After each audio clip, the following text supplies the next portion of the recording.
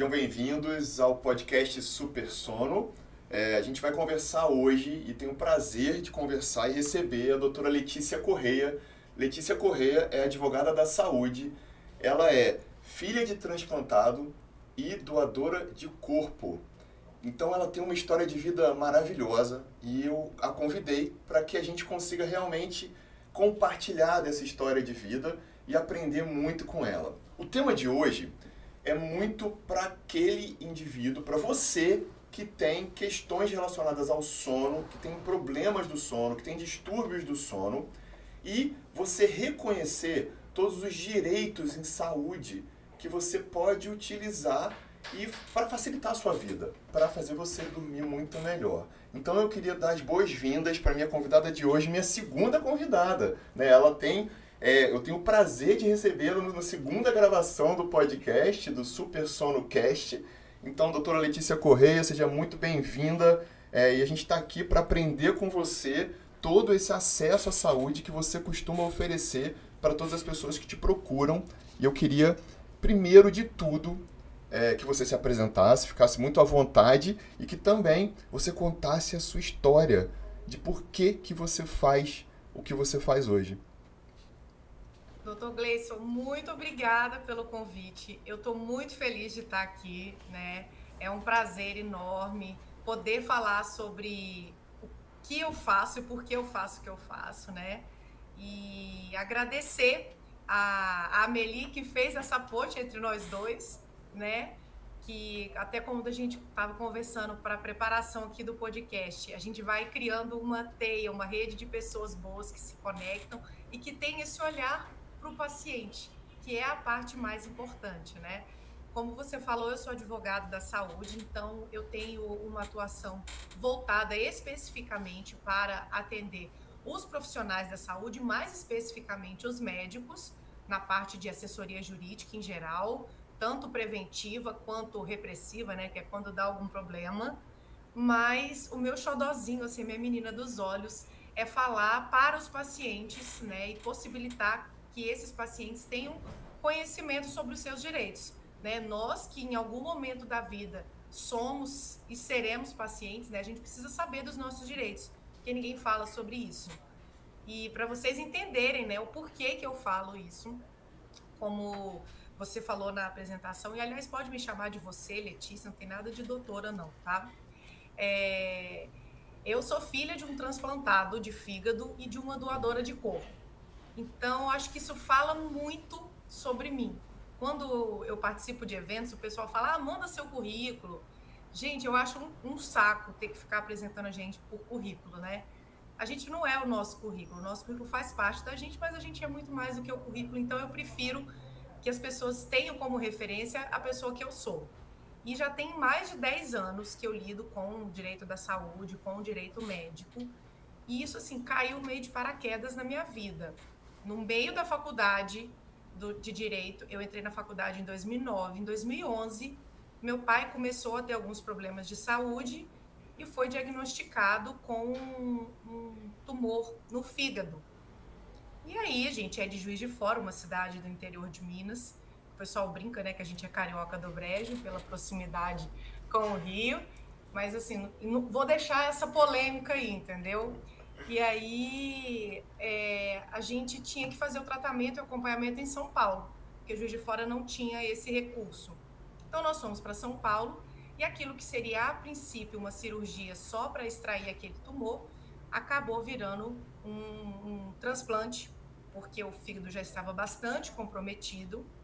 E em 2013, ele foi com a minha mãe, se mudou para São Paulo, para poder fazer o transplante de fígado.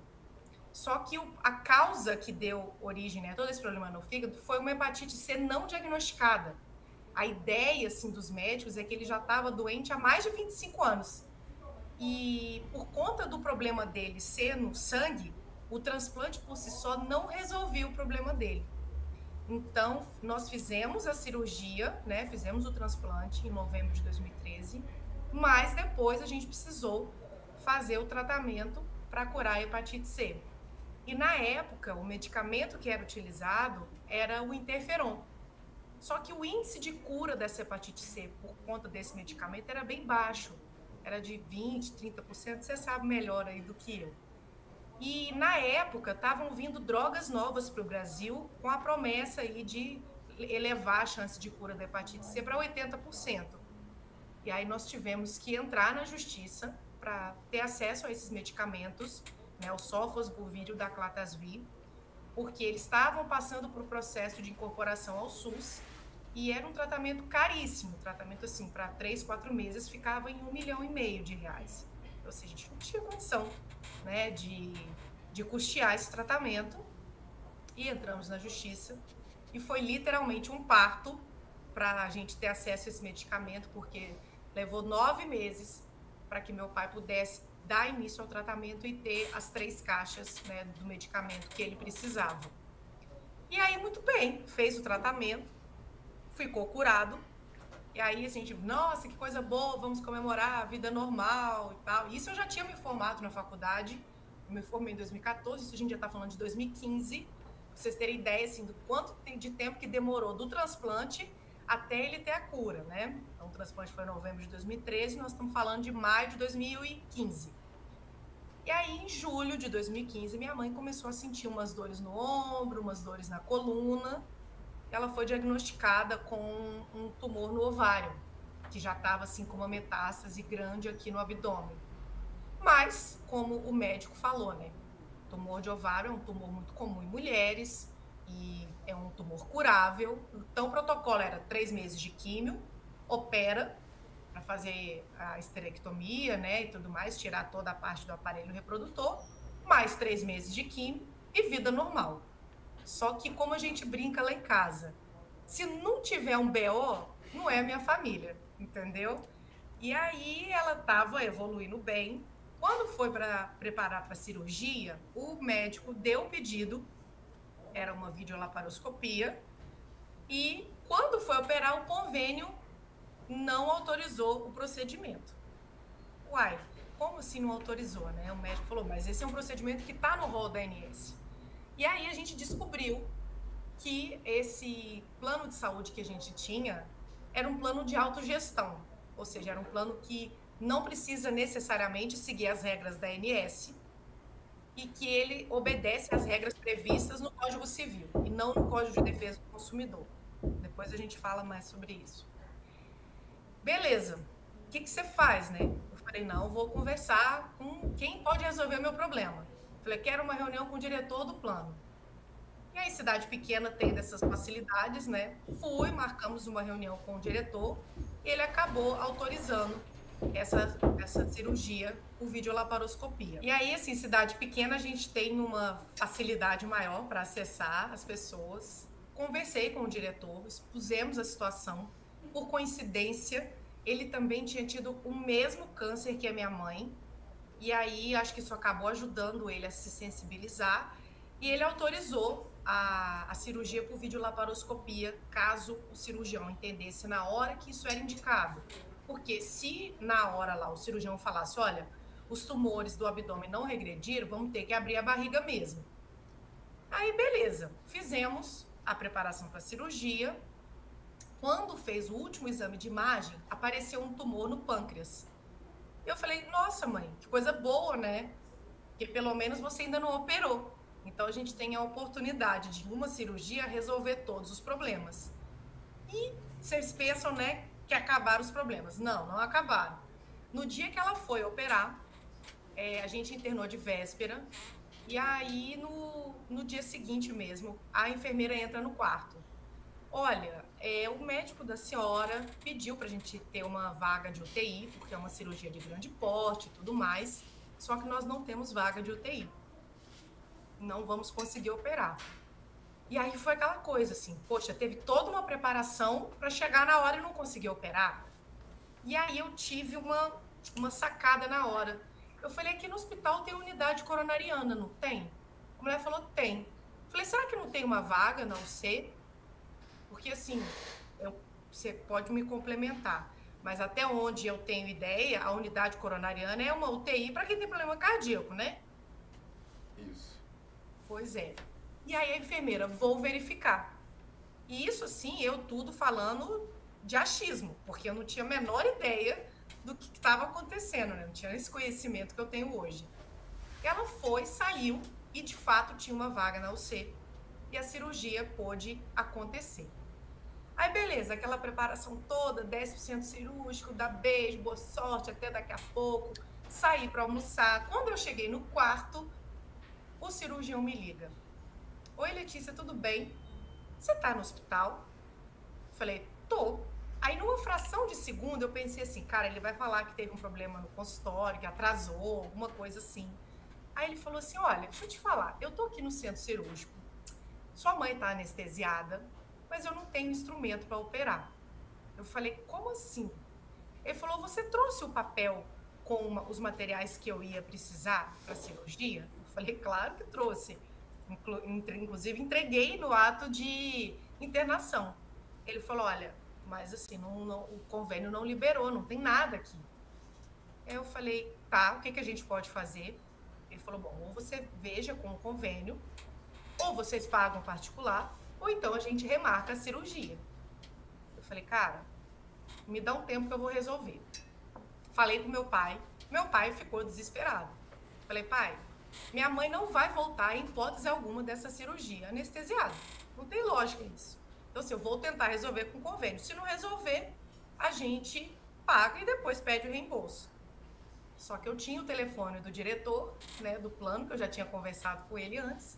Liguei para ele, novamente, as coincidências, né? Ele tinha uma vizinha do prédio que trabalhava no setor administrativo do hospital. Aí ele entrou em contato com ela e ela fez o meio de campo e liberou, né, o que precisava e a cirurgia aconteceu. Não precisou de doação de sangue, não precisou de nada. Foi assim, o vídeo foi realmente um milagre a situação dela. Beleza, aí tirou tudo lá, fez a esterectomia total, corpo, cauda do pâncreas, linfonodo, zomento, apêndice, tudo isso depois foi biopsiado, não sei como é que fala esse trem direito. E aí, para nossa surpresa, o tumor dela não era de ovário, era um tumor de pâncreas. E aí que tudo mudou, né? Porque ao invés da gente ter uma quimioterapia curativa, passamos a ter uma quimioterapia paliativa. E isso foi em março de 2016. E contrariando todas as expectativas, né? Porque pâncreas é muito grave e ela já estava no estágio mais avançado da doença, que tem uma sobrevida de, sei lá, 6 meses. Ela ficou com a gente quase 6 anos. Então, eu falo, né, com todo mundo que o direito médico da saúde está na minha vida antes de eu ter ideia do que isso significa, né, do que isso significava e de como que isso ia me forjar para ser hoje uma advogada que atua na área da saúde e que já passou por algumas experiências, né, com os médicos, com os pacientes e que entende um pouquinho da dor, né, do calo que aperta. É uma história que realmente reforça o quanto de dedicação eu imagino que você tenha, né? Porque quando a gente sente a dor do outro, né? E a gente entende e tem toda essa empatia mesmo, essa compaixão de estar no lugar do outro, já tendo vivido aquilo que ele hoje está vivendo, faz com que a gente tenha um olhar diferente, né? Uhum. É um treino para a gente ser melhor. E por isso que a Sim, gente tem que agradecer a Deus pelas oportunidades que Ele nos dá. E aí com eu queria certeza. já aproveitar, Letícia, a gente sabe que a saúde ela tem essa interface com o poder público, né, com o Estado, com as questões de algumas pessoas que têm condições de bancar todo esse tratamento particular e claro a suplementação disso através dos convênios médicos, né? Uhum.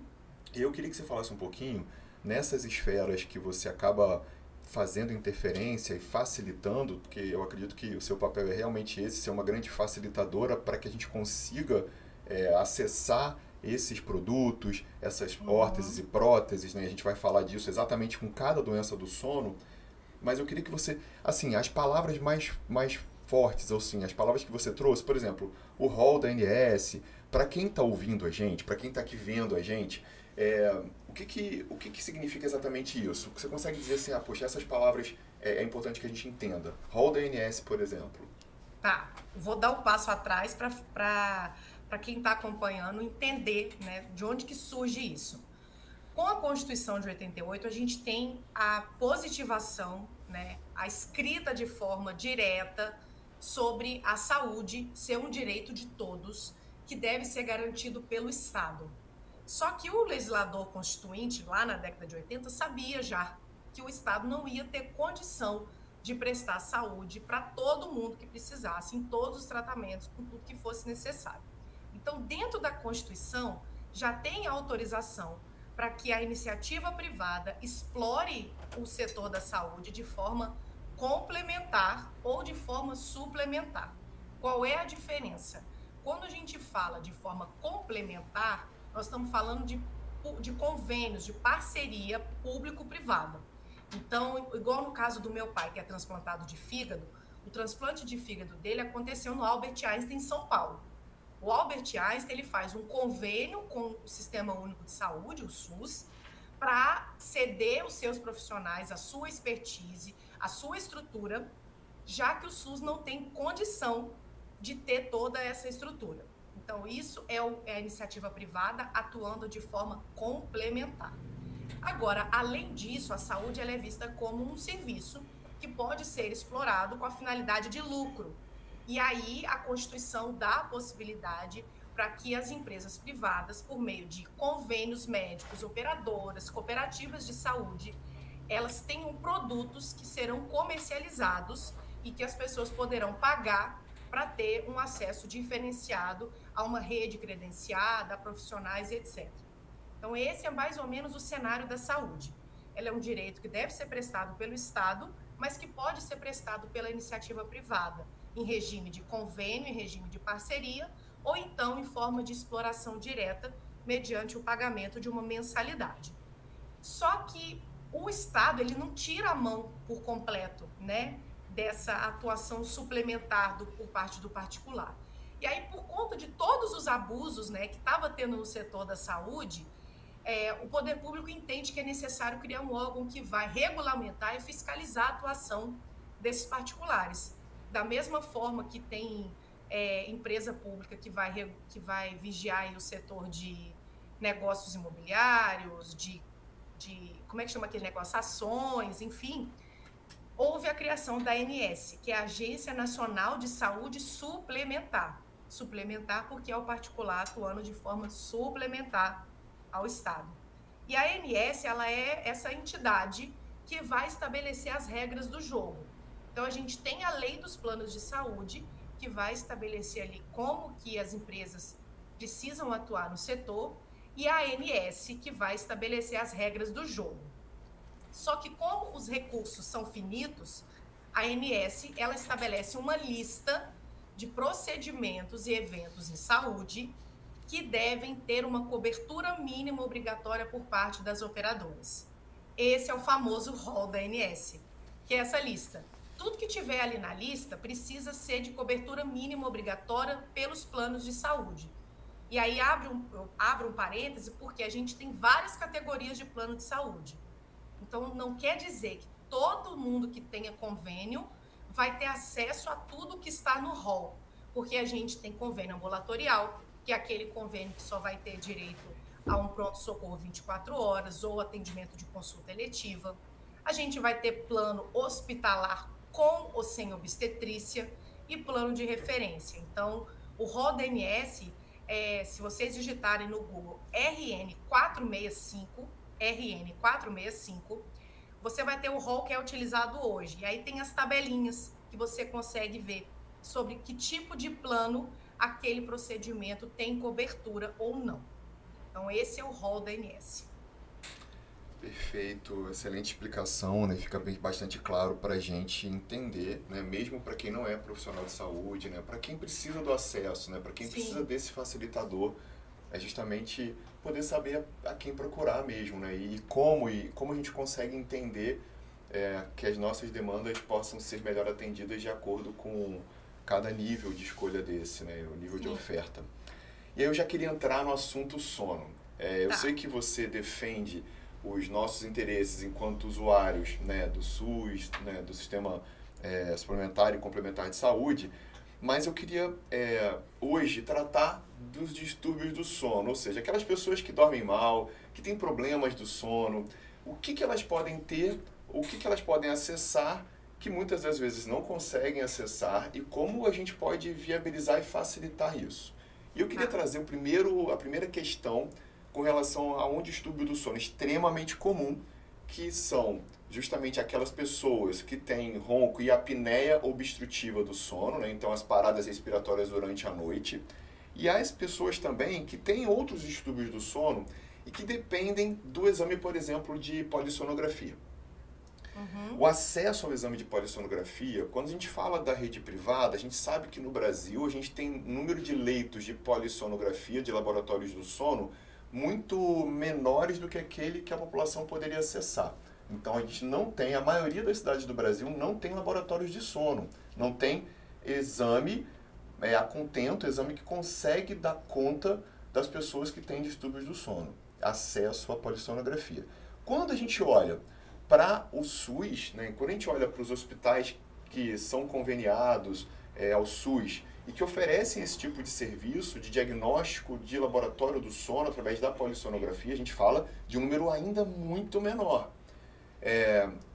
Isso a gente está falando, por exemplo, se eu pegar como exemplo a capital do Rio de Janeiro, talvez a gente hoje tenha 4 hospitais públicos que possuam laboratórios do sono. E mesmo assim, o laboratório do sono, em que eu ajudei a fundar, junto com a minha professora e orientadora do mestrado, Beth Muxfeld, que é professora da UFRJ Rio, né, do Hospital Universitário Clementino Fraga, esse projeto que a gente financiou, né, que a gente ajudou, né, a construir, eu e a professora Elizabeth e mais alguns outros colegas, e a coordenação do laboratório do sono lá da UFRJ, isso foi há 10 anos atrás, e que começou a funcionar mesmo, na verdade, em 2010, a 2013, 2014, mas com 4 leitos só. E aí depois veio também outros hospitais no Rio que acabaram, né, sequencialmente instalando laboratórios de sono, mas assim, a gente está falando de uma rede que é minúscula perto da necessidade da população. Então a gente hoje, para viabilizar que a pessoa que tem problema do sono, que tem muito ronco, que tem sono de dia, cansaço, irritabilidade, mau humor, já teve acidente de trânsito, já teve acidente no trabalho, tem impacto na qualidade de vida porque não dorme bem, e já é denunciado pela esposa ou pelo esposo, porque às vezes acontece também nas mulheres, né? Um pouquinho menos, mas também acontece, os apneicos, como que eles conseguem acessar isso? Se a gente sabe que, por exemplo, na rede SUS, a gente não tem leitos de polissonografia, né, capazes de dar diagnóstico para essas pessoas que sofrem com problemas do sono. Se eu quero fazer um exame do sono e eu não tenho plano de saúde e eu preciso contar com isso, com esse diagnóstico, o que eu posso fazer? Pois essa é uma situação, um problema de saúde pública, né? Porque, como eu falei, né, os recursos são finitos e acaba que não conseguimos atender a população da forma como gostaríamos. O que acontece? Quando a gente fala desse paciente do SUS, o acesso a esse exame ele é um pouco mais demorado e mais complexo, até pela forma de estruturação da saúde, né, no âmbito público. Porque esse paciente ele precisa primeiro passar por um clínico geral, numa unidade básica de saúde, ou num hospital universitário, e depois ele vai ser encaminhado para um médico especialista de sono que vai fazer, né, a solicitação do exame de polissonografia. Esse médico do sono seria um sonho, né, que todos os serviços de saúde tivessem médico com essa formação, mas a gente sabe que isso não acontece. Então é até importante essas nossas discussões para que as pessoas saibam também, identificando que elas têm essas complicações todas que você mencionou, falar, olha, doutor, será que não seria o caso de fazer aquele exame do sono? Né? Porque eu acho que a gente também precisa atuar em conjunto. Então, se o paciente já está com uma pessoa, né, com um médico especialista no sono e foi feito o pedido da polissonografia, o primeiro passo é que esse paciente faça a solicitação no âmbito do SUS da realização do exame. Caso o exame demore ou não tenha leito e tudo mais, é importante que esse paciente busque a assessoria de um advogado especialista. Por que a gente fala que primeiro tem que buscar resolver isso administrativamente? Porque quando a gente fala num processo judicial, para a gente falar que tem o direito de exercer aquela ação, a gente tem que ter uma pretensão resistida. Letícia, o que é pretensão resistida? É basicamente uma negativa da parte contrária. Você fala, olha, eu preciso fazer esse exame. Aí você tem que dar a oportunidade para o SUS falar, olha, não tenho como dar esse exame para você agora. E aí, só diante dessa negativa, é que a gente vai ter ali a formação, né, da caminha jurídica para poder fazer com que esse direito seja judicializado.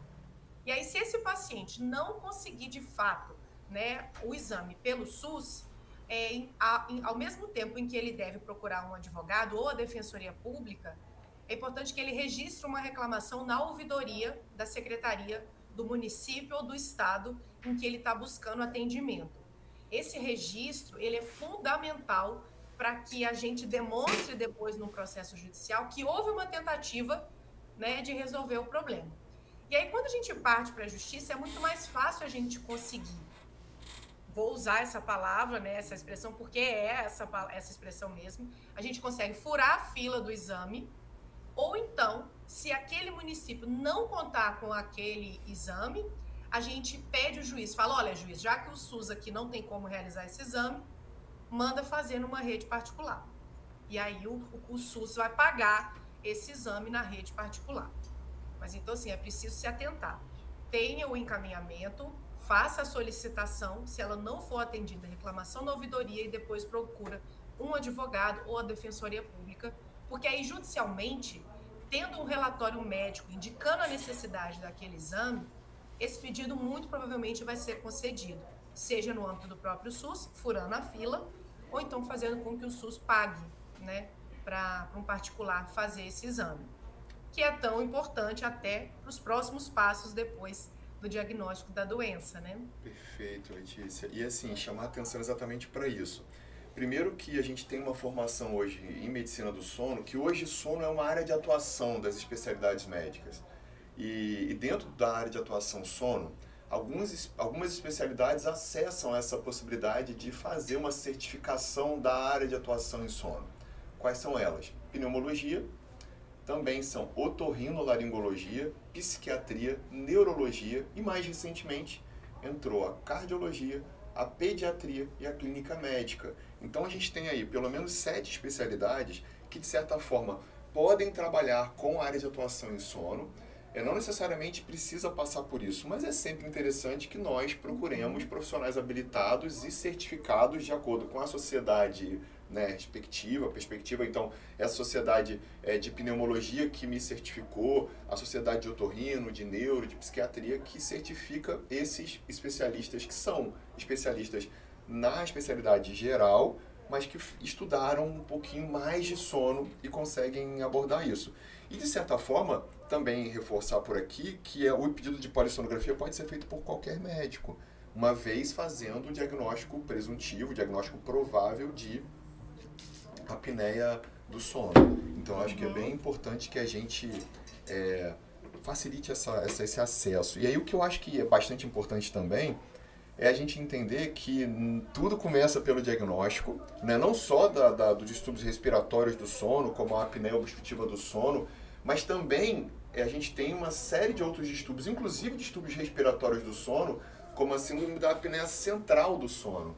Então, a síndrome da apneia central, que acontece muitas vezes nos indivíduos que têm doença cardíaca mais avançada, ou doença neurológica mais avançada, doenças neuromusculares, ou mesmo depois de um ataque, né, um acidente vascular encefálico, um AVC, ou mesmo depois de um infarto agudo do miocárdio com insuficiência cardíaca, e esse paciente começou a ter apneias centrais, que são as paradas respiratórias, que acontecem muito à noite, quando o indivíduo dorme, mas são paradas que não são por obstrução da via aérea. São sim porque o sistema nervoso central, o cérebro e o centro respiratório a nível do bulbo não consegue manejar e automatizar esse ritmo respiratório. Então, a pessoa esquece de respirar.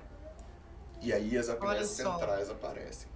As apneias centrais, aí eu queria falar de acesso também do paciente que precisa do diagnóstico da apneia central do sono, ou mesmo da apneia obstrutiva do sono, ou mesmo de uma outra síndrome respiratória que é a síndrome da hipoventilação, que acontece muito naquelas pessoas que ventilam pouco, por isso hipoventilação, que pode acontecer no paciente que tem uma doença pulmonar mais grave, que pode acontecer na DPOC ou no asmático grave, pode acontecer no paciente que tem um desvio de coluna muito importante, como uma escoliose grave, ou acontecer num paciente muito obeso, na obesidade mórbida. Então tudo isso acaba levando a um diagnóstico muito frequente de hipoventilação. Então essas três acabam precisando de tratamento muitas vezes com uma oferta de um aparelho para dormir. Esse aparelho ele pode ser o CPAP, ele pode ser um BiPAP com bilívio, ele pode ser como se fosse um aparelho que fornece uma frequência respiratória organizada, mandatória, para que essa pessoa não esqueça de respirar muitas vezes e acabe não respirando, né? E a gente tem uma frequência respiratória mínima que esse aparelho pode oferecer, nos casos, por exemplo, da apneia central, nos casos da hipoventilação, e na apneia obstrutiva, os aparelhos que são mais em conta, que são mais baratos, que são o CPAP, que é a pressão positiva contínua na via aérea, que gera um pertuito, ou seja, o caminho da via aérea fica funcionando normalmente. Bom, e o que acontece nesse caso? Como que as pessoas conseguem acessar isso? Né? Então, como a gente consegue fazer com que essa pessoa tenha acesso a esse aparelho de pressão positiva, que é o CPAP, o BiPAP, o bilívio, bom, e qualquer outro aparelho de pressão positiva, que essa pessoa vai ter direito a dormir e dormir muito melhor. Porque quando você dorme com CPAP, principalmente o apneico moderado e grave, vai ter benefícios muito significativos que vão devolver a vida para essa pessoa dormir melhor. Então, eu queria que você falasse como que eu, que tenho uma apneia obstrutiva do sono grave e não tenho condição de adquirir esse aparelho, porque ele gira em média aí hoje, atualmente, em torno de R$ 3.500 a talvez R$ 5.000, R$ 6.000, R$ 10.000, dependendo da complexidade do aparelho, como que eu consigo acessar isso? Uma vez já tendo esse diagnóstico de apneia obstrutiva, ou apneia central, ou hipoventilação do sono. Tá. A gente tem que partir do princípio de que esse aparelho ele é de fornecimento obrigatório pelo SUS e que existem programas específicos no âmbito de municípios ou até de algumas secretarias de Estado que já tem um protocolo estabelecido como esse aparelho deve ser fornecido. E aí, basicamente, esse paciente ele precisa ter um encaminhamento por parte do médico que o acompanha, né, dentro das especialidades aí que você já mencionou. Essa prescrição médica ela precisa estar acompanhada do exame de polissonografia ou algum outro exame, gasometria. Sim, às vezes na hipoventilação a gente precisa demonstrar isso. Pois é, então a gente precisa da prescrição, dos exames que foram realizados, até para poder entender qual é a gravidade ali da situação do paciente. E feito essa solicitação, o município precisa fornecer esse aparelho. Alguns municípios entregam o aparelho de presente, né, de presente entre aspas, e outros fazem um termo de empréstimo. E aí aquele paciente, caso a situação clínica dele melhore, ele devolve esse aparelho aí para o estado, né, para o município, depois repassar para um outro paciente. Letícia, mas aqui no meu município não tem isso, já tentei e não consigo. Novamente, judicializar é o caminho, seja por meio de um advogado, seja por meio da Defensoria Pública. Agora, quando a gente fala do plano de saúde, o caminho ele é um pouco mais complicado, porque os planos de saúde, eles acabam focando muito no rol da ANS. Não tem aparelho lá, CPAP, BiPAP no rol da ANS, então eu não sou obrigado a fornecer.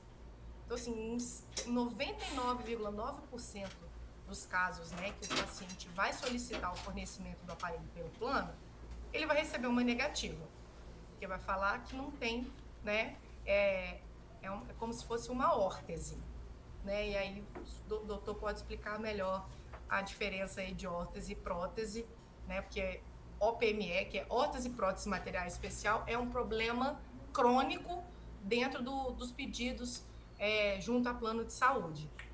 Mas então, assim, a órtese sendo um aparelho externo que vai auxiliar o paciente, né, a ter um restabelecimento de uma função fisiológica, ela só tem previsão no RODNS para procedimentos cirúrgicos associados. Então, assim, se não for um caso cirúrgico, como é o caso de um paciente que tem um distúrbio de sono, os convênios eles negam. Mas isso não quer dizer que não tenha direito. Por quê? Quando a gente fala em proteção no âmbito do convênio, a gente está falando de tratamento que tem que ser completo com relação a todas as doenças listadas no CID. O CID, que é aquela classificação internacional de doenças, que quando você pede um atestado que você vai levar lá para o RH da sua empresa, vai estar lá CID um númerozinho seguido. Inclusive, fica a dica aí para os pacientes, né, e para os médicos também, que a inclusão de CID em atestado, ela só pode ser feita mediante autorização do paciente, porque o paciente precisa autorizar, né, a divulgação para o seu empregador do motivo pelo qual ele está sendo acompanhado. Então, médicos não incluam CID se o paciente não autorizar, porque você está fazendo uma violação de direitos, né? E agora com a Lei Geral de Proteção de Dados, a gente tem que pensar nessa violação dos dados pessoais sensíveis. Então, feito o pedido para o plano, da mesma forma como acontece no SUS, com relatório médico, com prescrição, o plano vai negar. E aí é importante que você peça, exija a negativa por escrito, né? Isso é um direito do paciente, que se for desrespeitado, cabe uma multa a ser aplicada pela ANS com relação a essa operadora. E aí, com a negativa e o número do protocolo dessa negativa, a gente ajuiza a ação e sob esse argumento de que todas as doenças listadas no CID precisam estar cobertas, já que no contrato as operadoras não fazem, na maioria dos casos, ressalva de doenças a serem tratadas, essa órtese, esse aparelho, sendo uma continuidade necessária para o tratamento e melhora do quadro clínico, ele precisa ser fornecido. E aí, judicialmente, a gente consegue esse aparelho. Perfeito. Então, e aí a gente ressuscita essas pessoas, né? Porque a sensação Sim. que a gente, médico, né, profissional de saúde, que você deve compartilhar também, né? É o benefício que a gente consegue promover para essas pessoas que acessam um sono de qualidade, né? Com certeza. No livro eu descrevo exatamente uma frase que eu acredito muito, que é: o sono é o seu maior superpoder. Então, eu acho que a gente precisa valorizar o sono, né? E valorizar o sono bom. Ainda nos distúrbios respiratórios do sono, porque é um capítulo grande, um capítulo que eu sou apaixonado, eu queria também que você falasse pra gente se existe alguma diferença, por exemplo, no acesso cirúrgico dessas pessoas. Porque a gente sabe que algumas pessoas com apneia do sono, seja apneia leve, moderada ou grave, elas poderão acessar possibilidades cirúrgicas. Então, existe um aparelho intraoral, que é o dispositivo reposicionador mandibular, que o dentista coloca. Esse aparelho geralmente é um pouco mais barato do que o aparelho de CPAP. Então, é uma outra possibilidade terapêutica desses indivíduos. Mas a gente tem outras modalidades de tratamento que são cirúrgicas. Então, por exemplo, a cirurgia ortognática, que o cirurgião bucomaxilo pode acessar e fazer. Ou mesmo alguns outros tratamentos que envolvem a ortodontia, né, a ortopedia funcional dos maxilares e também os próprios aparelhos orais, né, os dispositivos intraorais ou reposicionadores mandibulares. Para acessar, e eu queria começar com os tratamentos cirúrgicos, seja uma cirurgia que hoje nem é tão utilizada, que é o volupalato-faringoplastia, não sei, em casos muito selecionados, ou mesmo uma cirurgia ortognática, que a gente está falando de uma cirurgia maior, que às vezes dura 6, 8 horas, ou até um pouco mais de trabalho cirúrgico, se essa pessoa recebe a indicação do especialista. Existe algum outro direcionamento que precisa ser feito para que ele consiga, depois do diagnóstico, né, depois da indicação do especialista, para que o problema dele pode ser resolvido nessa modalidade terapêutica que é a cirurgia, ele precisa fazer outro caminho diferente do que, por exemplo, se ele escolher e se o especialista sugerir o tratamento com o CPAP, por exemplo? A indicação do médico assistente é aquela que vai prevalecer. Então, seja tentando um primeiro aparelho ou depois a cirurgia ou a ordem inversa, aquilo que o médico assistente fala é lei, né? Inclusive no Código de Ética Médica tem disposições lá dizendo que o médico que desautoriza, né, que viola a prescrição de outro médico, ele comete uma falta ética. Então, não cabe aos médicos auditores do plano de saúde ou então algum médico que eventualmente trabalhe no setor de autorização do SUS fazer esse questionamento. Apesar do que esse é o mundo ideal, né? O mundo ideal, a gente sabe que na prática não é bem assim que funciona. Mas, havendo a indicação do médico, no âmbito do SUS, a cirurgia ortognática, que você falou de duas, a ortognática é aquela que geralmente traz o queixo para frente. E qual que é a outra que tem um nome? Só salvei o palato. A outra é uma modalidade em que você faz ressecção do palato, faz um remodelamento das vias aéreas, né? Então, você mexe mais na orofaringe, na velofaringe, ou seja, na região da úvula, né, onde fica a campainha, essa cirurgia. Lá no final aqui da goela. Exatamente. Porque tem que traduzir, né? Assim, eu brinco que eu tenho que ter o CRM honoris causa, mas assim, tem algumas coisas que eu vou aprendendo aí com vocês ao longo da trajetória. Mas a ortognática eu sei que é feita pelo bucomaxilo. A outra também é feita pelo bucomaxilo? Pode ser pelo buco, mas geralmente pela equipe associada da otorrinolaringologia. Da otorrino, tá. Então, assim, quando essa cirurgia é feita pelo otorrino, o caminho ele é mais fácil, né? Porque a otorrinolaringologia é uma especialidade um pouco mais... não é acessível, mas é uma especialidade que tem mais profissionais, né? Então, é mais fácil no âmbito do SUS a gente ter esse encaminhamento do que, às vezes, um bucomaxilo, que pode ser tanto um médico quanto um dentista, né? E aí, quando a gente fala de dentista, a gente tem uma deficiência muito grande no âmbito do SUS, porque ainda que a odontologia faça parte, né, da saúde como um todo, os profissionais da odontologia que atuam no SUS são numa quantidade muito menor. Mas tem que haver aí essa disciplina. Então, da mesma forma como acontece com o aparelho, vai precisar ser feita a indicação, né, do médico assistente com o encaminhamento dele para esse otorrino ou para esse cirurgião bucomaxilofacial que vai fazer a cirurgia indicada. Letícia, não tem médico no meu município, o estado só tem na capital, o que eu faço?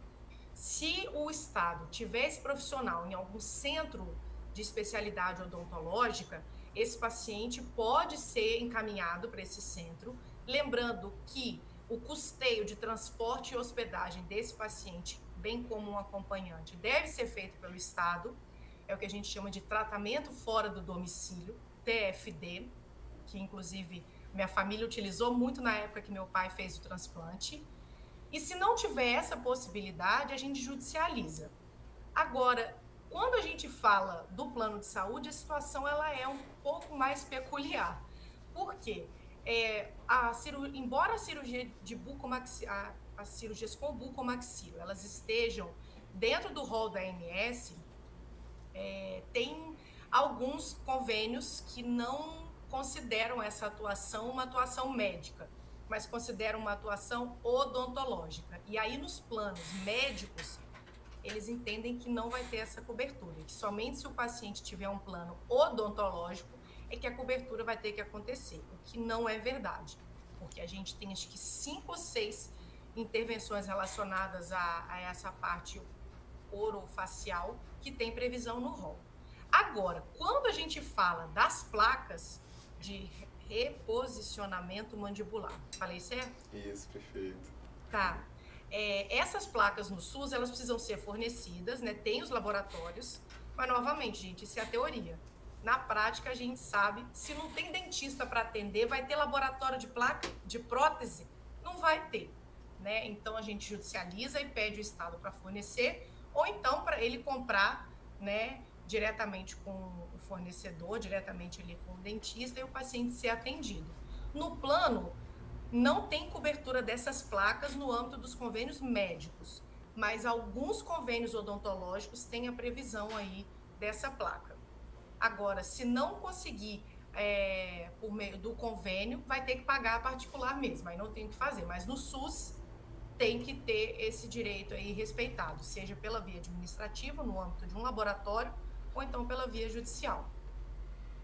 Olha só, né? Então é muito importante a gente, né, reafirmar que é possível que a gente siga tratamento, pode ser que dê trabalho, pode ser que demore um pouco mais de tempo do que aquilo que a gente imagina como sendo ideal, mas Sim. é muito importante, Letícia, a gente, né, e a importância desse bate-papo que a gente está tendo aqui para que as pessoas tenham realmente acesso a esse tipo de informação que é ouro, é, bom, é de uma importância, de uma relevância absurda do ponto de vista social, né? Então, Sim. te agradecer mais uma vez por tanto de aprendizado que eu já estou tendo aqui e estou muito grato por isso.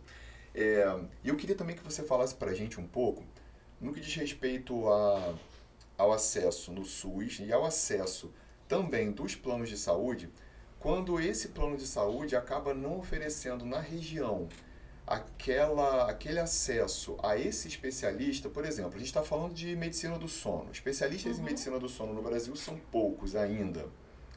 Então, é, bom, claro que já aumentou bastante, né? Eu sou especialista em sono desde 2007. Desde lá, nesse período todo, a gente já vê um movimento grande, graças a Deus, e eu agradeço a Deus por isso, porque a gente tem muito mais gente falando sobre sono, Sim. muito mais gente, né, levantando esse assunto que é tão importante, é um terço das nossas vidas. Eu Mas ia falar isso agora. A gente passa um terço da vida dormindo, né? então, como que essa pessoa que tem um plano de saúde, mas não tem no plano de saúde, como marcar uma consulta com um especialista em sono? O que que ela pode exigir? Ela pode exigir, por exemplo, do plano de saúde esse acesso ao especialista que, por exemplo, não atende o plano dela ou não atende o plano de saúde? Como é que funciona isso para que as pessoas consigam acessar o plano de, né, acessar esse especialista que não está disponível naquela área onde essa pessoa mora? Uhum. Essa pergunta é muito boa, porque as operadoras acabam abusando disso daí e, obviamente, elas não divulgam a informação.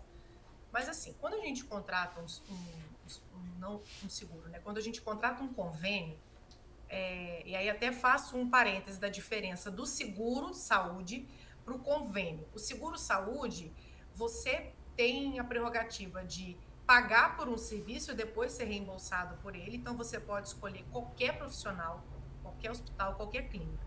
Quando a gente fala no convênio, na operadora de saúde, a gente tem uma rede credenciada. Então, você contrata o acesso àquela rede credenciada. Ah, como é que fica a autonomia do paciente? Ele não pode escolher em outro profissional? Pode, mas ele precisa saber que ele vai pagar de forma particular. E aí, por que isso? Porque legalmente, quando a gente fala em reembolso, eu já vou chegar na sua pergunta. Quando a gente fala em reembolso, legalmente só tem duas previsões de reembolso. Quando o profissional não existe na rede credenciada, na rede referenciada, que é essa hipótese aí que você mencionou, ou numa situação de urgência e emergência. O meu convênio, por exemplo, é de Curitiba e ele só atende aqui na região metropolitana de Curitiba. Se eu estiver em São Paulo e passar mal, eu posso entrar em qualquer hospital, ser atendida, e aí vai haver uma comunicação entre o hospital e o convênio pode liberar ou não, ou então eu pago particular e depois eu solicito o reembolso. A outra situação é a situação de não ter profissional na rede credenciada. E aí que entra a sua pergunta. Quando a gente não tem profissional na rede credenciada, o paciente tem o direito de buscar por si e pagar pelo aquele profissional, ou então o convênio pode localizar dentro ali da região territorial de proximidade da residência do beneficiário um profissional que atua naquela área e aí ele paga o honorário diretamente para o profissional. Qual é o problema? Aquilo que você mencionou lá no começo da conversa. A área do sono, ela é uma área de atuação, ela não é uma especialidade. E como várias especialidades podem atuar no sono, os convênios acabam falando que não vão reembolsar ou não vão fazer esse pagamento de honorários diretamente para o médico, porque ainda que ele não tenha um pneumologista que atue no sono, ele vai ter um neuro. Então, aquele paciente pode ser atendido por um neuro. Só que isso, na realidade, não existe, porque esse é um neuro, que só faz neuro, que não tem uma certificação como você tem na área do sono, ele não vai conseguir diagnosticar corretamente aquele paciente, né? Então, a orientação é que esse paciente formalize uma reclamação na ouvidoria, ou que na sequência ele formalize uma reclamação no site da ANS, abrindo uma NIP, que é uma espécie de negociação prévia, uma mediação prévia que o paciente vai ter diretamente com aquele convênio. E, Letícia, mas esse negócio de registrar reclamação na ANS dá trabalho, não resolve. Alguns casos, de fato, não resolve, mas o processo é simples, né? É só você digitar no Google NIP, N de nariz e de igreja, P de pato, NIP, ANS, beneficiário, né? E aí vai aparecer e você coloca lá direitinho. Você precisa ter o protocolo, né, registrado que você tentou resolver aquele problema, os dados do convênio, os dados da carteirinha e etc. E aí a ANS, verificando que o convênio está atuando de maneira ilegal, a ANS ela dá o prazo de 5 dias para o convênio resolver o problema do beneficiário. Não é 5 dias para responder, é 5 dias para resolver. Então, o paciente ele tem o direito de ser atendido por um especialista em área de sono. Não tem na rede credenciada, você fala, convênio, meu amigo, o que você vai querer fazer? Você vai querer pagar direto para aquele operador, para aquele profissional, ou você vai querer que eu vá lá e seja consultado? E detalhe, o beneficiário tem direito a ser reembolsado ou custeado com as suas despesas de transporte e alimentação, caso esse profissional não esteja no município em que ele resida. Então fica essa dica aí também. Olha só, a gente não está entregando só um sono melhor, não. A gente está entregando ouro. Isso é ouro, Pois é, né? Eu fico empolgada. Eu quero que todo mundo bata nessas operadoras de saúde para elas aprenderem que nós não estamos sozinhos. Porque, na verdade, o que a gente realmente precisa é entender que todos nós temos direito à saúde. Sim. E saúde plena, para que a gente consiga realmente ter uma vida que valha muito a pena, né? Que seja maravilhosa, porque todos nós temos esse direito. Exato. É um direito que precisa ser, né, valorizado por todos nós e acessado por todos nós, mesmo aquele que acha que não tem condição de fazer um exame porque não tem condição de juntar o dinheiro para pagar o exame, porque não é um exame barato, né? Uhum. É um exame relativamente caro. Então, qual é o valor de uma polissonografia hoje? Hoje ela gira em torno de 600, 800 reais a 1.200 reais, 1.500 reais, vai variar muito de acordo com o local, né? Com as instalações do local, porque a gente tem que dormir num lugar que pareça a nossa casa, né? Então eu acabei de fazer uma reforma aqui na clínica e eu dormiria na minha clínica muito tranquilamente, porque é um lugar agradável, né? Tem que ser um lugar gostoso de dormir. Eu até falo para os pacientes, pode trazer travesseiro, mas tem travesseiro para você escolher aqui. Então é legal que seja muito parecido com o que você tem em casa. Não dá para eu sair de casa e dormir pior do que eu já durmo em casa. A ideia é justamente o contrário. Então eu queria te pedir assim, aqueles fios, aqueles troços todos não atrapalham, não? Porque eu tenho a impressão dessa, assim, de não querer fazer um exame, porque eu falo, gente, é claro que vai dar ruim no sono. Não. Como é que você dorme com aqueles trem tudo? Tem vários estudos mostrando variabilidade, né, do exame. E aí eles revelam que realmente existe uma variabilidade de 3 noites comparadas, por exemplo, um estudo até brasileiro feito pelo grupo da Unifesp, mostrando que a variabilidade é muito pequena, né, comparando 3 noites sequenciais. E quando a gente faz essa análise do sono em casa e do sono no laboratório, né, na polissonografia in-house, polissonografia em lab, a gente consegue ver uma variação pequena. Por exemplo, na apneia obstrutiva do sono, que é uma doença muito comum, a gente acaba sabendo que se a pessoa tem relaxamento muscular, se ela dorme melhor, mais tranquila, e ela dorme melhor em casa, teoricamente, porque ela está mais relaxada, quando ela vai para o laboratório e ela já tem um número de apneias por hora muito alto, significa que em casa provavelmente esse número é muito maior. Porque em casa ela está mais relaxada, ela está mais tranquila, então ela vai dormir teoricamente melhor em casa. Então se ela, no laboratório do sono, ela tem muitas apneias, é porque em casa talvez ela tenha ainda mais, porque ela está mais relaxada, está descansando mais, está dormindo mais. E hoje dá para fazer a polissonografia em casa, né? Dá, a gente consegue também fazer as portáteis, a gente consegue fazer a montagem do laboratório também, né, dentro da própria casa, então dá pra gente avançar nisso, nesse sentido sim. É bem legal. E é bom que tenha essa opção, porque a gente não pode ignorar o fato de que tem pacientes que têm dificuldade de locomoção, pacientes, às vezes, com algum tipo de doença neurológica, que tem um comprometimento, né? Crianças, às vezes, com autismo, que para sair de casa é difícil, né? Então, é uma forma também de garantir o acesso à saúde de pessoas que têm esse transtorno para deixar o ambiente ali que já é conhecido, né? Perfeito. Então eu queria te pedir, só para a gente fazer meio que um passo a passo. Então, se você Tá. precisa ter acesso ao especialista em medicina do sono, que seja ele neuro, psiquiatra, otorrino, pneumologista como eu, ou seja, o que a pessoa precisa fazer para que o plano de saúde te dê essa autorização para consulta com um especialista em medicina do sono, por exemplo? Me dá um passo a passo para que os nossos ouvintes, né, e quem está aqui com a gente saiba direitinho o que seguir, resumidamente. Tá, no caso do paciente que foi consultado com um primeiro médico que indicou um especialista do sono, é Isso, isso? perfeito.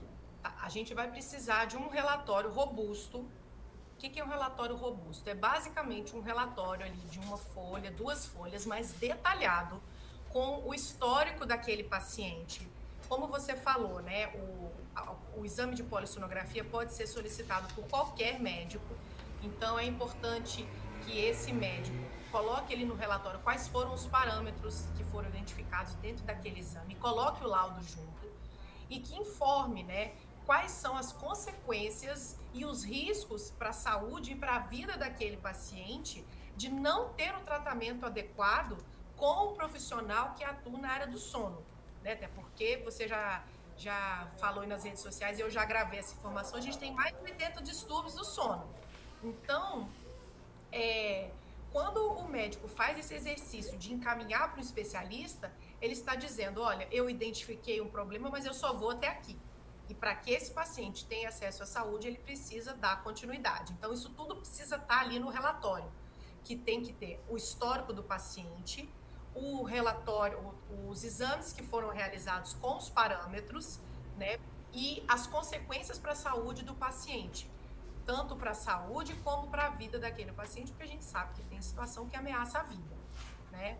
E aí, caso esse profissional tenha possibilidade, ele pode incluir algum artigo científico, alguma nota da Sociedade Brasileira de Medicina do Sono, colocando, né, embasamento científico sobre a necessidade do acompanhamento de um profissional. E aí o paciente vai encaminhar esse pedido para o plano de saúde. Hoje em dia, geralmente, tudo é feito por meio de aplicativo, né? E aí, para esse tipo de solicitação, os convênios têm até 21 dias para poder dar uma resposta. E aí, diante dessa resposta, se for uma resposta negativa, eu sugiro que o paciente faça a reclamação na ouvidoria, mencionando aquilo que nós falamos aqui de ser um direito dele, e depois, se isso não for resolvido, que ele abra uma reclamação no site da ANS, por meio de uma NIT. Então, encaminhamento por meio de um relatório baseado em exame, história clínica, risco para a saúde do paciente e artigo científico. Submete o pedido ao convênio. Deu a negativa? Reclamação na ouvidoria. Deu a negativa de novo? Reclamação na ANS. E aí, se de tudo não resolver, procurar um advogado especialista ou a Defensoria Pública. Passo a passo, hein, gente? Bastante claro, né? E bastante importante. E não serve somente para a medicina do sono, né? Serve para, na verdade, toda especialidade médica que o convênio não consegue oferecer àquele especialista naquela região em que você mora. Então, sensacional isso. E aí tem um outro ponto que eu queria também da sua ajuda, para que essa pessoa que já tem a apneia obstrutiva do sono ou a apneia central, ele já usa o aparelho de ventilação para que ele consiga dormir muito melhor, para que ele não tenha ronco, não tenha as apneias durante a noite. Existe algum benefício que esse indivíduo pode acessar junto, por exemplo, à empresa fornecedora de energia elétrica? Então, por exemplo, a gente sabe que a pessoa que tem apneia obstrutiva do sono grave, ela pode ter 50, 100 paradas respiratórias por hora. Isso é ameaçador de vida. A apneia do sono é uma doença que faz as pessoas também morrerem dormindo, né? E aí muitas vezes, morreu porque infartou, morreu porque teve um AVC. E aí, na verdade, pode ter sido um AVC ou pode ter tido um infarto, que também é uma isquemia, tanto cerebral quanto cardíaca, no caso do coração, que acaba gerando a morte mesmo. Então, casos de morte durante o sono também são muitas vezes associados à apneia do sono. Bom, você está falando isso aí, só te interromper, né? Eu falo que o direito médico me escolheu e o primeiro contato que eu tive com uma doença ameaçadora de vida foi quando meu pai teve o diagnóstico de apneia do sono. Eu tinha, sei lá, uns 12, 13, 14 anos. E eu me lembro que quando eu realizava a possibilidade dele morrer, eu falava, gente, mas eu sou muito nova ainda para ficar sem pai, né? E eu não sei quanto tempo já tem esses aparelhos disponíveis, né, para a população. Mas na época, isso nós estamos falando 2003, 2004, a solução que tinha era emagrecer, porque a barriga, né, a obesidade, ela favorece, e a gente colocar a cama assim num ângulo. Então ele arrumou uns tocos de madeira para colocar na cabeceira da cama para ficar um pouco mais inclinado e diminuir esses episódios de apneia. E eu lembro que eu fiquei apavorada. Eu falei, meu Deus do céu, você já imaginou a pessoa vai dormir e morre dormindo sem respirar, né? Muito louco isso. Os aparelhos de pressão positiva já existem desde a década de 80, mas Caramba! a comercialização e o amplo acesso, que ainda não tem, mas a gente já melhorou muito desde os anos 90, 2000, né? Isso aumentou muito. A medicina do sono vem avançando demais desde os anos 2000. A cada ano que passa, a gente tem mais publicação em sono, mas a gente entende que o sono é muito importante para a saúde, né? É indiscutivelmente a base da pirâmide, dos pilares de saúde. Sim. Então, eu gosto bastante desse assunto, porque eu vivo isso, né? E eu também, quando eu não durmo bem, eu sofro e faço algumas pessoas também sofrerem juntas. Porque Não, é horrível. Meu humor não é igual, não tem jeito. Não. E não adianta Privação brigar. de sono e fome, pelo amor de Deus, é pedir para tirar um monstro da jaula, né? E aí, o que eu queria te perguntar... Sobre a questão da energia, exatamente, né, que você perguntou.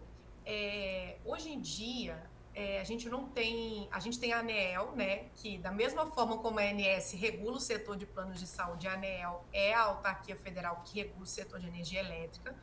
Então, cada estado ou cada região tem a sua companhia elétrica. E o que acontece? A maioria das companhias de energia, elas já têm um programa voltado para hospitais, para clínicas e para pacientes e pessoas que têm UTI domiciliar ou que fazem uso de aparelhos respiratórios, por exemplo, que não pode ficar sem energia elétrica. Então, é importante, né, que todo mundo que esteja aqui acompanhando a gente, que faça uso desses aparelhos que dependem de energia elétrica, que assim que eles iniciem o tratamento, que eles façam uma comunicação junto à companhia energética. Por quê? Porque esse domicílio ele fica marcado, né? E caso tenha alguma programação de manutenção da rede, essa moradia ela é avisada de forma antecipada e prioritária.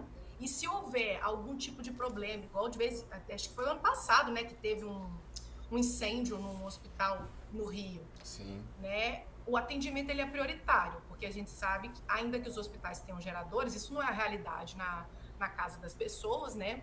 Então, faça essa comunicação. Essa comunicação, provavelmente, ela vai precisar ser feita com documentos, então peça ao seu médico para fazer um relatório simples, informando qual é o tipo de aparelho, né, como que vai ser o uso, etc, etc, e você registra aquilo ali na companhia de energia.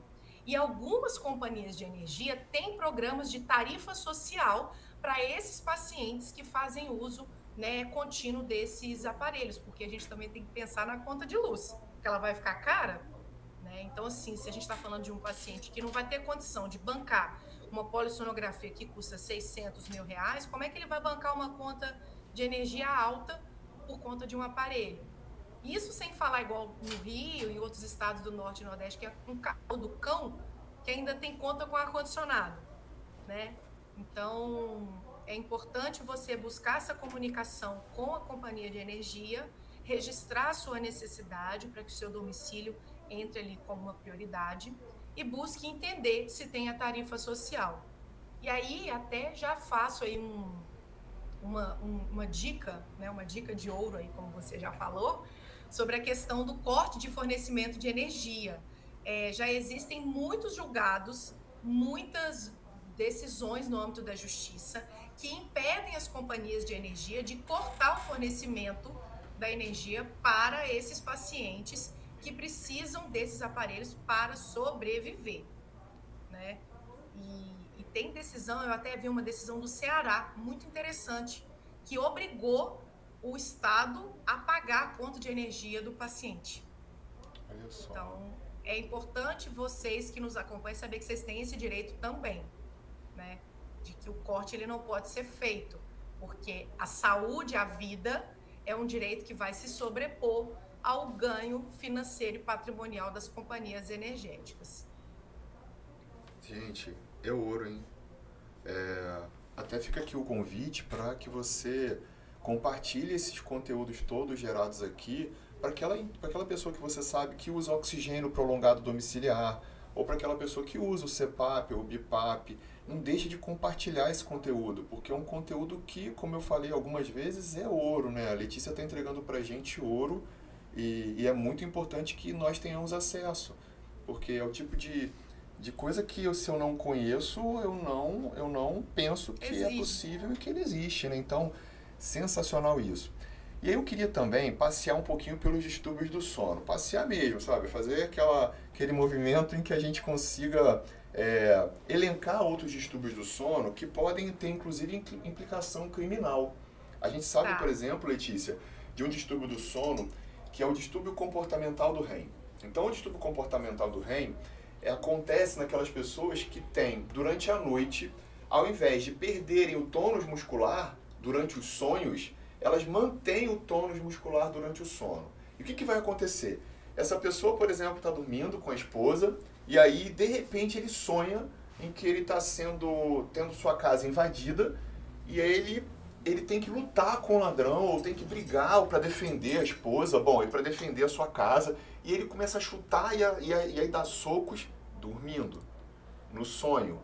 Só que como ele adquire o movimento que geralmente nós perdemos durante o sono REM, por isso a gente chama de distúrbio do comportamento do REM, ou seja, distúrbio comportamental do sono REM. Essa pessoa pode emitir socos na esposa, chutes, inclusive de violência mais expressiva mesmo, né? Existe alguma coisa que você pode ajudar, por exemplo, algumas pessoas que podem estar tendo distúrbio comportamental de REM, até mesmo a se protegerem desse tipo de problema?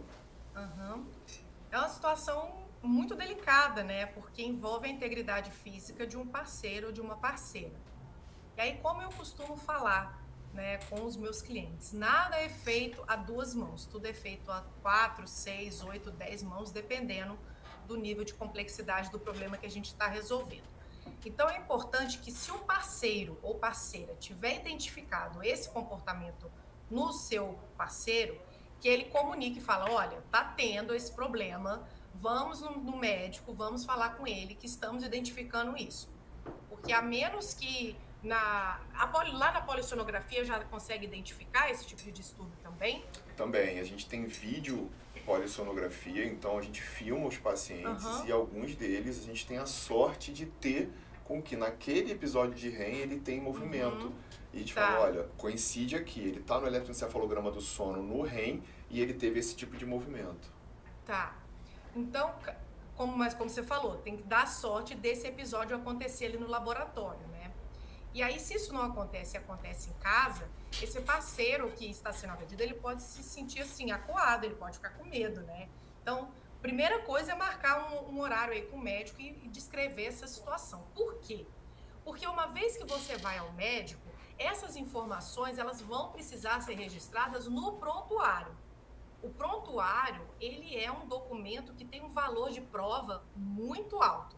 E mais do que isso, o médico, ele goza, essa palavra é meio estranha, né? Mas enfim, ele goza de uma presunção de veracidade daquilo que ele fala. Ele tem fé pública, né? Se você pegar o seu RG aí, o documento, ele tem, né, expedido para uma autoridade que tem fé pública. O que é ter fé pública? É que a pessoa, para questionar aquilo que você fala, ela precisa provar o contrário. Então, aquilo que o médico coloca ali no prontuário é lei. E alguém vai precisar comprovar que aquilo não aconteceu. Então, o prontuário, ele ajuda os pacientes nessa situação, né?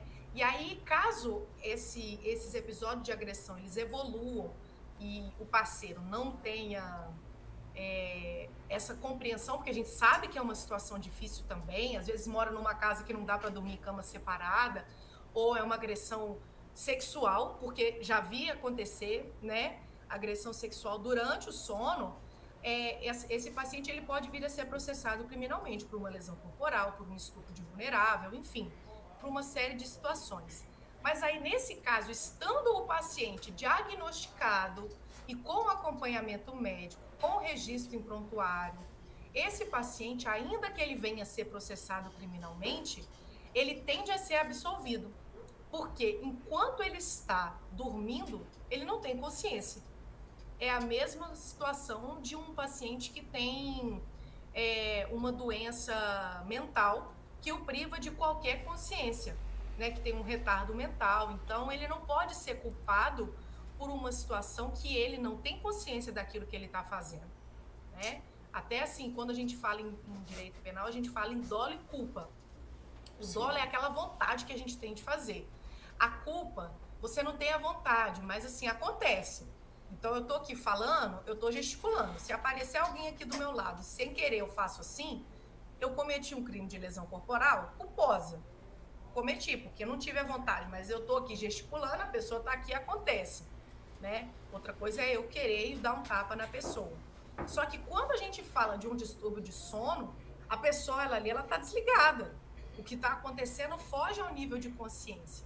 E aí, nesse processo, vai ser realizada uma perícia, né? O médico perito vai avaliar, ele vai ter acesso ao prontuário, ao histórico de saúde daquele paciente, fala, olha, essa pessoa sofre, ela tem um distúrbio aqui do sono que a priva de consciência nesse momento, né? Então, ainda que isso seja sofrido para o parceiro ou para a parceira que é vítima de uma agressão e que formalmente seja um crime, esse paciente tende a ser absolvido porque ele está fora de consciência. Olha só, muita informação, né? Bom, a gente já tem um tempo bastante grande aqui de conversa. Ficaríamos aqui até amanhã, né, conversando, porque, bom, são 80 distúrbios do sono, a gente pode encontrar realmente justificativas para que a gente dê apoio para essas pessoas que sofrem com questões do sono, né, para quem está me ouvindo, para quem dorme mal, ou para quem conhece alguém que dorme mal. Mas a gente tem o sonambulismo, que é uma outra condição importante, né, que também pode oferecer riscos à saúde, como proteger essas pessoas. A gente tem o bruxismo do sono, então, o acesso ao tratamento das placas e até mesmo ao diagnóstico correto da causa daquele bruxismo para que a gente consiga conduzir o tratamento. A gente pode usar os mesmos modelos que a gente já aplicou aqui, né, no acesso jurídico ou mesmo no acesso à agência de saúde, né, com relação ao mesmo SUS ou agência suplementar ou complementar. E aos movimentos de perna. O bruxismo, inclusive, tem algumas linhas de tratamento que utilizam a toxina botulínica, né, o Botox, para poder fazer a melhora no quadro de ATM e DTM. E esse é um procedimento que é coberto pelo plano de saúde. Fica aí essa dica também. Olha que interessante, gente. Tem muita coisa, né? Então, além da avaliação cirúrgica, né, da respiração oral, além do tratamento ortodôntico, além das placas de proteção dentária, né, do atrito, que vai até mesmo, né, promover, às vezes, fratura dentária, e também o uso da toxina botulínica para controle desses eventos mais graves. Os movimentos periódicos de membros, né, os distúrbios motores do sono, em que a pessoa chuta o parceiro e aí é porque ela, na verdade, mexe a perna várias vezes durante a noite, isso também pode acontecer, assim como no distúrbio comportamental do REM, gerar implicações criminais. E outras condições menos comuns, como a insônia familiar fatal, né, que é uma condição extremamente rara, uma sobrevida aí de 1 ano e meio a 2 anos no máximo, em que faz com que essas pessoas realmente, mesmo tendo história familiar ou não, evoluam com algumas questões neurológicas, né, degenerativas, até que essa pessoa tenha muita dificuldade realmente para dormir e avance nesse sentido. O quanto que a gente consegue, de certa forma, promover diagnóstico dessa condição, porque nessa condição, por exemplo, a gente tem acesso, deve ter acesso a teste genético, né? Então, ou seja, se existe dificuldade, a gente tem caminhos para que a gente atenue esse sofrimento, resolva o problema. Sim. E muitas das vezes o que a gente aprendeu aqui é que a gente sim, fazendo por métodos corretos, né, por caminhos que às vezes são um pouco mais tortuosos que outros, a gente consegue sim garantir o direito à saúde, que é tão importante e tão relevante para a nossa vida, né? Que é indiscutivelmente o nosso maior bem, é o nosso maior presente de Deus. Com certeza. Né? Então eu acho que, bom, Letícia, com dor no coração, a gente precisa finalizar. E eu queria te fazer um convite, na verdade, porque a gente vai ter que ter outras conversas, óbvio, né? Porque essa foi só o início. Então, prometo a vocês que a gente vai ter alguns encontros em live, bom, e algumas outras coisas que são interessantes. Eu já vou colocar aqui uma encomenda para a doutora Letícia, que é um e-book que eu sei que você tem, né, com direito aos pacientes. Então, a gente vai construir isso e vai disponibilizar isso num segundo momento. Eu acho que vai ser bastante interessante. Você já está convidada para fazer uma aula no meu curso Super Sono, exatamente para falar de direito dos pacientes com distúrbios do sono. Isso é fundamental e é fantástico as pessoas acessarem esse tipo de informação, esse ouro que você coloca para todos nós. E aí eu queria te fazer um convite, último convite, que é nosso grito de guerra aqui do podcast. A gente tem um grito de guerra que é justamente para festejar tudo isso que foi colocado, né, para a gente melhorar a saúde através da melhoria do sono das pessoas. E aí, por isso, eu vou levantar aqui e juntos nós pactuaremos o nosso grito de guerra, que é Super Sono Ativar. Topa? Nossa senhora, eu quero ativar esse superpoder agora. Perfeito, então. Olha, então vamos lá. 1, 2, 3 e já. Super sono ativar! Ó, essa noite vai ser melhor, hein? Letícia, muito obrigado. Foi uma conversa ótima, de extremo aprendizado para mim. Imagino que para todos vocês, né, que estão aqui com a gente, foi sensacional. É só o início de uma série de outras questões que faremos juntos, sem dúvida. Então, mais uma vez, muito obrigado. Bom, o tempo aí tá bom, né? Assim, você tá em Curitiba, né? Sim, tá com solzão, mas sol de inverno, né? 11 graus. Oh, coisa boa. Pois é.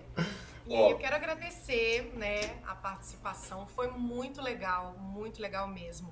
Eu tenho esse compromisso de levar conhecimento, né, de falar sobre isso. Porque, como você falou, se a gente não sabe, a gente não procura, a gente não vai atrás, né? E como eu falei na abertura, eu já passei por alguns desses caminhos tortuosos, né? Não é fácil, traz sofrimento, a gente pensa em jogar tudo para o alto, em desistir. Mas a saúde é o nosso bem mais importante, né? E até para finalizar com o que eu comecei falando, você me apresentou falando que eu sou uma filha de um transplantado de fígado e de uma doadora de corpo, né? Esse girassol que está aqui atrás de mim representa minha mãe, porque ela é um ser de luz. E por que ela é ainda? Porque quando ela nos deixou, em março de 2021, ela doou o corpo dela para pesquisa. Então, hoje ela possibilita que muitos profissionais estudem nos seus restos físicos, né? E contribuam para o avanço da ciência. Então, eu me sinto na obrigação de dar continuidade ao legado dela. E essas oportunidades de falar, né, de ter a oportunidade de dizer sobre os direitos, me deixa um pouquinho mais próximo do meu girassol. Então, Gleison, muito obrigada, conta comigo. E eu já estou pronta para o próximo encontro. Que história, né, gente? Aqui, eu queria te pedir por último para colocar as suas redes. Como é que as pessoas te acessam? Sim, eu vou te falar, uma blogueira fake, né? Nossa Senhora. O meu Instagram é Direito pra Saúde. Direito pra Saúde, de forma bem informal mesmo, porque acho que vocês viram que eu sou bem informal, né? Então, vocês podem me encontrar no Instagram, Direito pra Saúde, e no meu site, leticiacorreia.com também, caso vocês queiram marcar alguma consulta, tem o link lá pro WhatsApp. E eu atendo o Brasil inteiro, tá, gente? Porque hoje o processo é todo eletrônico, então não tem barreira física mais. Perfeito. Letícia, mais uma vez, muito obrigado pela contribuição que você ofereceu para todos nós. Tchau, tchau. Obrigada. Beijo. Tchau. Tchau, tchau.